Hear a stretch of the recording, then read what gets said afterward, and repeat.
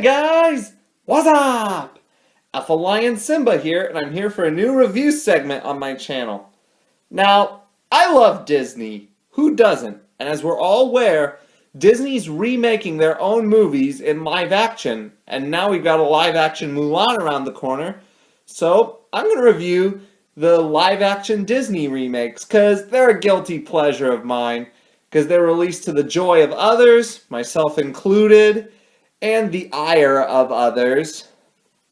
But I think you all know what I'm going to start with. And that is, I'm going to re-review the remake of The Lion King. I saw this movie opening night with my parents, my sister, my uncle, my sister's friend, and my friend Ben Schleister, and we were blown away by it. We really were. To start off with, the visuals. I can describe this movie's visuals with one word. Gorgeous! The backgrounds are absolutely great. The Pride Lands, the jungle, even the elephant graveyard. They all looked so great. The CGI in this movie is just like what the hand-drawn animation in the original film was like. And this one also features more animals than the original had. Like, for example, I saw crowned cranes in the opening scene. I saw an elephant shrew and a galago in the oasis where Timon and Pumbaa lived. You never saw those animals in the original. And what really makes it work is that even though all the animals in this movie were CGI, you can tell Jon Favreau and his team worked as hard as they could to make these animals look as real as possible. Now that does bring one thing to my attention. A lot of people who hated this movie complained that there was a lack of facial expressions. In some regards, yes, but for the most part, I actually could see quite a lot of facial expressions in there, especially on the hyenas. Up next, the cast. The cast actually does a pretty good job here. Like, for example, James Earl Jones reprised his role as Mufasa, and he fit right back into his role like a glove. Beyonce was the voice of Nala, and I have to say, she was actually pretty well suited to play Nala. I mean, when Dad and I first heard that Beyonce was casted, we were like, oh, geez, this is just to boost ticket sales. But she actually played the part pretty well. There was Billy Eichner and Seth Rogen as Timon and Pumbaa. They were funny, especially Seth Rogen as Pumbaa. I mean, it's just Seth Rogen's delivery that just cracks me up. John Oliver did very good as Zazu. He also provided some funny moments. But then there's Scar. Scar was actually great in this movie. I mean, don't get me wrong. Jeremy Irons was a great Scar back in the day. He really, truly was. But Chiwetel Ejiofor actually did a great job here. And there were some parts where he actually proved to be more evil than in the original. Like, for example, in his speech where he convinces Simba that Mufasa's death was his fault, the additional stuff they added, I'm like, dude, that's just cruel. Then there's the music.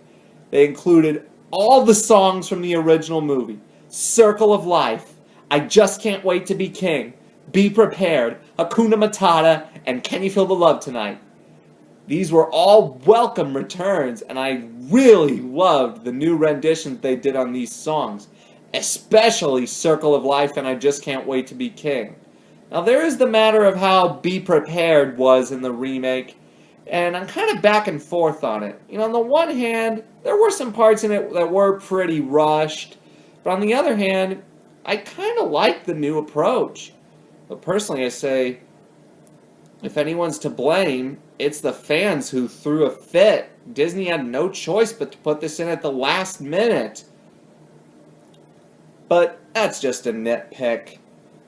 I even like the new song, Spirit, and the song That's Never Too Late by Elton John that was sung in the end credits, along with the Zulu cover of He Lives in You.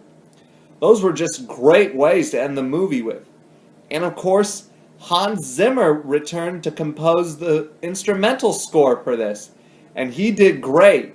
He even reused instrumentals from the original, like he did a reworking on the soundtrack for The Stampede.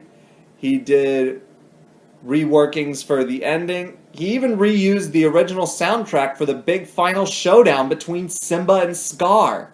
And let me tell you, hearing the way the music, both the songs and the scores were in this movie, it felt just like watching the original Lion King for the first time as a kid all over again. And now, the script. The most common complaint that I hear from people about this movie is that they claim it's a shot-for-shot remake. Is it? Well, in a lot of aspects, yes, but I honestly don't mind.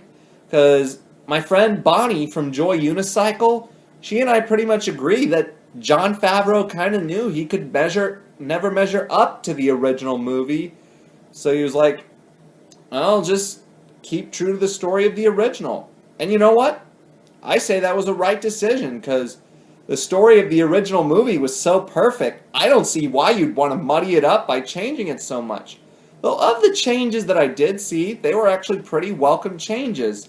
Like, for example, they added in a love triangle backstory between Mufasa, Sarabi, and Scar, and I thought that was a decent change. However, I must say this about the script. I do not recommend this movie for small children, because this is arguably darker than the original movie. I mean, while the elephant graveyard scene was playing out, my dad and I wondered how small children would react to this. So overall, I give The Lion King 2019 the incredibly rare 10 out of 10. I mean, I don't care if this is a shot-for-shot remake. I still love it. I've seen this a million times, and I'm gonna watch it a million times more, just like the original movie.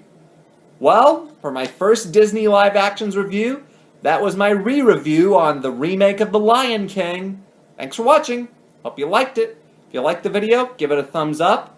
Leave requests in the comments below for future videos. Don't forget to subscribe if you haven't already.